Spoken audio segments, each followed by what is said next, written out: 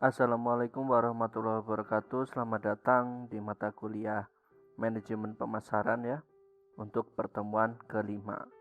Oke, hari ini kita akan membahas tentang analyzing business market gitu ya. Jadi perbedaannya gimana sih antara pasar yang berupa bisnis dengan pasar yang berupa konsumen. Kalau dari kemarin kita kan bahasnya tentang pasar konsumen ya.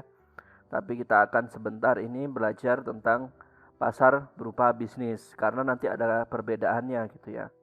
Oke. Bentuknya ya, kalau bentuknya biasanya karakteristiknya dalam bentuk bisnis market itu seperti ini.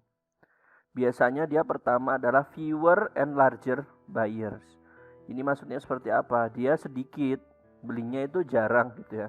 Tetapi biasanya belinya langsung banyak. Misalnya kayak untuk pengadaan meja kantor, belinya emang sekali tapi belinya langsung 100 meja gitu ya. Beda kalau sama customer. Kalau customer kan di situ kelihatan ya.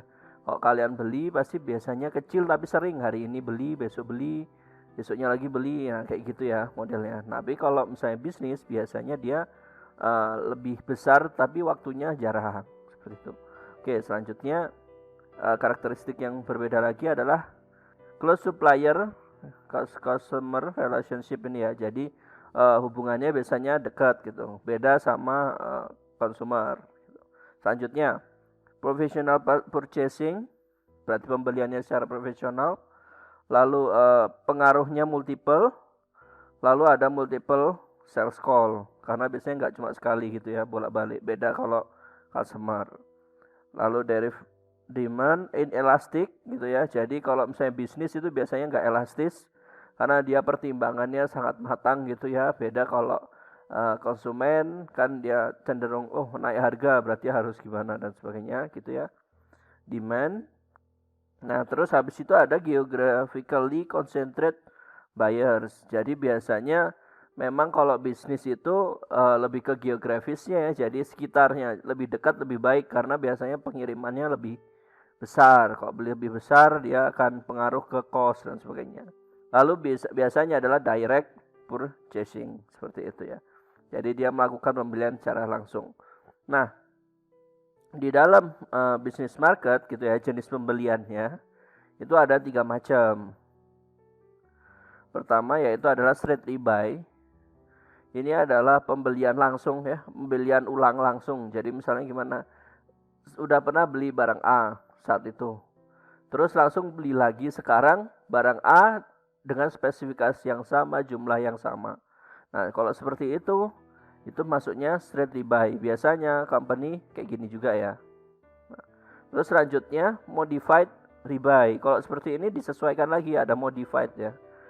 Modified ini artinya sekarang misalnya beli 10, terus habis itu dulu itu belinya 100 gitu ya, atau barangnya A sekarang barangnya B. Itu posisinya rebuy tetapi dia modified. Atau yang terakhir adalah new task. Ini pesanannya baru. Kok gini biasanya akan lebih sulit ya. Lebih banyak yang dipertimbangkan sama pembeli gitu. Jadi spesifikasinya ini cocok gak sama kita. Nanti kalau kita pakai mengganggu nggak proses produksi kita misalnya seperti itu. Nah, seperti ini biasanya bentuk jenis dari pembelian bisnis. Tapi sekarang kita mikir, misalnya bisnis besar kan biasanya berarti orangnya banyak gitu. Lalu yang kita target ini siapa gitu ya. Istilahnya kalau di dalam bisnis market itu adalah buying center. Siapa buying center? Adalah individu, berarti bisa perorangan ya, atau kelompok yang berpartisipasi pada proses keputusan pembelian, yang memiliki tujuan resiko yang sama dari keputusan tersebut. Jadi di sini adalah yang disasar. Dia adalah dia bisa seseorang, ya, bisa juga berkelompok the buying center ini. Dan mereka yang biasa yang mengambil keputusan pembelian. Biasanya pengadaan gitu ya. Nah, kalau misalnya dua produknya sama, terus habis gitu dua produk sama dari dua perusahaan yang berbeda berusaha menawarkan gitu ya ke buying center, influence-nya akan banyak.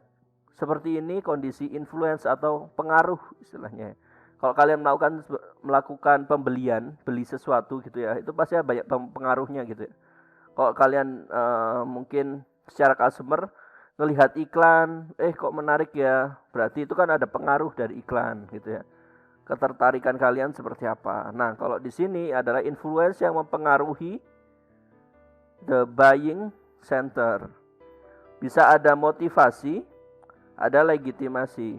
Maksudnya seperti apa? Misalnya interest, motivation, perception gitu ya. Itu motivasi kalian. Maksudnya ini barangnya emang bagus nih gitu ya. Motivation, perception terhadap sebuah barang. Ini barangnya lebih bagus. Kita pilih ini aja, contohnya seperti itu. Bisa juga legitimasi, ada pengaruh persuasif gitu ya. Jadi ada yang mengajak kita seperti apa. Terus status kalian sebagai pengambil keputusan tuh, authority kalian atau kekuasaan kalian mengambil keputusan pembelian itu seperti apa gitu ya. Itu sebenarnya ini beberapa hal yang mempengaruhi proses buying center gitu ya. Jadi kalau melakukan pembelian oleh bisnis itu sedikit lebih sulit memang. Jadi dia tidak mengambil keputusan sendiri tetapi kelompok biasanya gitu ya. Jadi posisi dia, kalau dia sebagai bawahan juga nggak bisa langsung ngambil keputusan gitu ya. Mungkin status dan otoritinya nggak cocok. Dia harus ngambil keputusannya sama atasnya. Itu akan berbeda lagi kalau misalnya kita menawarkan langsung ke atasnya seperti itu. Terus habis itu preferensinya seperti apa? Belum ini secara interest, motivation, and perception. Nah, akan lebih banyak pertimbangannya. Nah, sekarang dari berdasarkan pengaruh-pengaruh tersebut, targetingnya adalah seperti ini. Siapa yang paling memegang keputusan? Apakah anak buahnya atau bosnya? Biasanya kan bosnya, itu sebabnya biasanya yang dideketin itu bosnya. Selanjutnya, apa yang mempengaruhi keputusan mereka? Bagaimana mereka melakukan evaluasi gitu ya. Jadi kan kalau bisnis itu memang mengambil keputusan pasarnya ya, itu analisisnya lebih matang daripada konsumen. Kok konsumen itu kan ya udah, aku suka ini karena rasanya enak, udah gitu aja. Misalnya evaluasi kita cukup sampai situ. Kalau harganya lebih mahal, misalnya beli laptop, pertimbangannya akan lebih banyak gitu ya. Spesifikasinya cocok nggak? 5 tahun lagi masih kepake nggak gitu ya.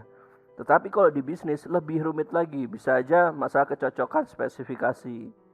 Terus habis gitu pengirimannya seperti apa. Nah, akan lebih banyak. Bisa dilihat customer-customernya gitu ya, di targeting ini. Macam-macamnya seperti sini, ada price oriented, tetap ada solution oriented, gold standard atau strategic value gitu ya. Jadi macam-macamnya tim ini atau personal ini untuk mengambil keputusan itu juga perlu diperhatikan. Mereka orientasinya kemana gitu. Bisa ke harga atau ke solusinya, yang penting selesai, harga mahal nggak masalah gitu juga bisa. Ada yang pokoknya harganya termurah, itu juga ada tetap ya gitu. Seperti itu. Karena yang memutuskan juga orang, pasti karakteristiknya ya persis kayak orang, tetapi mengambil keputusannya lebih banyak orang yang dilibatkan seperti itu. Ini orientasinya ada buying orientation, procurement, pengadaan. Kalau ini hanya sekedar beli, atau SCM memang untuk orientasi supply chain management gitu ya. Nanti kalian akan pelajari supply chain management dari rantai pasok itu seperti apa gitu ya. Mungkin ada materialnya, mungkin ada masalah pengirimannya gitu ya. Nah, pertimbangan di sana. Oke. Selanjutnya pembeliannya bisa biasanya rutin gitu ya, bisa strategik atau bottleneck, jadi ditahan, atau leverage gitu ya, meningkat gitu. Oke. Ini sekedar tahu aja. Lalu ini yang tadi kita sambung, buying process stage ya, tahap 1 ya, karena ini nggak cukup part 1. Ini nanti sambung ke sana, ke next slide. Nah, kalau misalnya kita bacanya gini ya, new task atau pesanan baru istilahnya, itu tahapannya lebih banyak. Misalnya problem recognition, dia yes. Terus general need description, aku butuhnya ini, setelah mengidentifikasi ya, iya gitu ya. Jadi lebih banyak, kita mengapproach-nya itu lebih sulit gitu ya, ngasih tahu produk kita itu harus kayak gini ya, produk spesifikasi. Yes. Terus cari supplier, iya gitu ya. Terus nextnya deh. Nextnya proposal solicitation, yes. Terus pemilihan supplier, ya. Terus habis itu order rutin spec. Oke, selama sebulan saya belinya gini ya, 10 10 10 contohnya seperti itu. Yes. Performance review, yes. Nah, semua tahap ini dilalui untuk yang new task karena dia pesanannya baru. Ini bisnis ya. Jadi kayak gitu. Jadi kalau misalnya saya belinya untuk setahun ini gitu ya. Jadi bulan ini dikirim 5, bulan depan dikirim 5 gitu ya. Spesifikasinya seperti apa. Itu lebih ribet gitu. Nah, tapi kalau yang sudah masuk modified rebuy, ada beberapa step yang dilalui. Misalnya problem recognition. Kalau misalnya sudah terselesaikan ya udah enggak ya. Tapi kalau misalnya ternyata masih belum menyelesaikan solusi gitu ya, itu perlu harus dianalisis lagi. Terus habis itu lagi, terus product spec, iya tetap ya. Supplier search, kalau misalnya merasa sudah puas dengan suppliernya, tidak perlu gitu. Oke, proposal nggak perlu. Kalau misalnya supplier selectionnya dirasa udah cukup, berarti nggak perlu gitu ya. Ada routing spec, kalau misalnya ada perubahan, nggak perlu gitu ya. Tetapi performance reviewnya masih gitu ya. Jadi kalau namanya bisnis biasanya melakukan pembelian atau apapun, dia akan melihat performance-nya bagus nggak gitu selama ini. Ngirimnya tepat waktu apa enggak, seperti itu ya. Lalu kalau yang straight rebuy, ini kondisi dimana memang belinya langsung rebuy. Udah karena misalnya dia cocok, udah maunya speknya kayak gitu aja gitu ya. Biasanya pembelian material gitu ya, udah cocok, jadi setiap bulan dikirim 1000 gitu misalnya. Nah ini berarti kan di sini no. Terus speknya masih ada, terus no. Ini nggak perlu lagi, tetapi performance reviewnya tetap. Nah kayak gini ya, ini adalah proses pembelian ya, tahap-tahap proses pembelian berdasarkan tiga jenis pembelian dari pasar bisnis gitu ya. Oke, sekarang supaya bisa lebih paham akan ada tugasnya. Yang pertama adalah tugas individu. Ini gampang aja. Silakan kalian deskripsikan perbedaan karakteristik pembelian bisnis dan pembelian konsumen gitu ya. Jadi pembelian bisnis itu seperti apa, pembelian konsumen itu seperti apa. Silakan kalian ceritakan perbedaannya. Oke, kalau misalnya tadi saya sudah banyak menceritakan gitu ya. Kalau pasar bisnis itu seperti ini, kalau pasar konsumen akhir gitu ya, itu seperti ini. Nah, itu akan berbeda gitu ya. Nah, kalian bisa nganalisis di sana karakteristiknya seperti apa gitu ya. Karakteristik di sini artinya benar-benar yang esensial gitu ya. Yang benar-benar inti perbedaan dari pembelian bisnis dan pembelian konsumen. Seperti itu. Selanjutnya kalau yang tugas kelompok tetap kasus rutin ya pertemuannya. Ini kasus rutin, nanti kalian lihat bisa di bawah, kalian download. Terus sama saya tentukan satu kelompok yang presentasi video.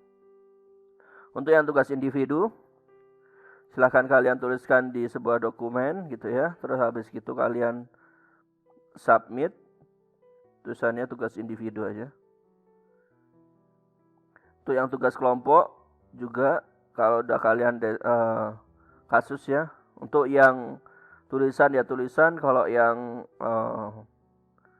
untuk yang terpilih jadi kelompok presentator, kalian itu upload. Terus linknya silahkan kalian taruh di dokumen. Terus kalian upload, submit tugas kelompok. Udah gitu aja, ini tugas individu, ini tugas kelompok. Oke, seperti itu aja. Batas pengumpulannya adalah H-2 gitu ya, H-2 perkuliahan selanjutnya. Seperti itu aja. Kita dapat akhiri. Terima kasih. Wassalamualaikum warahmatullahi wabarakatuh.